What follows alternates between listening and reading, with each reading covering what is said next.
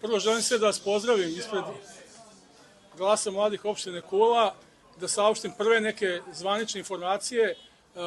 Nisu ni prave informacije, sad ću to reći, pošto svi očekuju preliminarne rezultate sa biračkih mesta. Međutim, ja prvo moram da skrenem pažnju na situaciju oko biračkih mesta.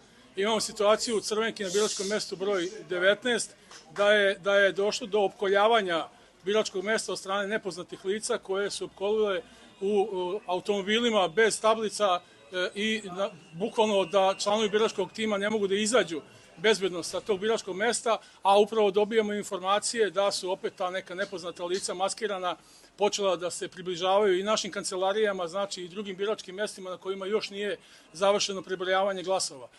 U ovom slučaju ja ću direktno da prozovem policiju koja ne radi svoj posao. Znači, verovatno ste mogli i vi da se uverite, a mi smo se uveravali u to u poslednjih meseci od kada je krenula cela kampanja, da policija nije uradila svoj deo posla, jasno se stavila u službu vlasti ovog režima, znači i da naši kontrolori neće izaći sa biračkih mesta dok policija ne bude osigurala njihovu fizičku bezbednost pre svega. Znači, ja samo mogu i ovo još da kažem, ono što naravno sve najviše zanima. Trenutna situacija je takva da vodimo na većini biračkih mesta. I to je činjenica. Znači, vodimo na većini biračkih mesta.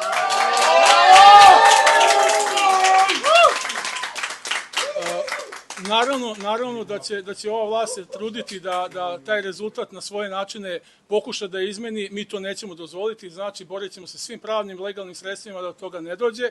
A kažem, poslednji put apelujemo na policiju da uradi svoj deo posla.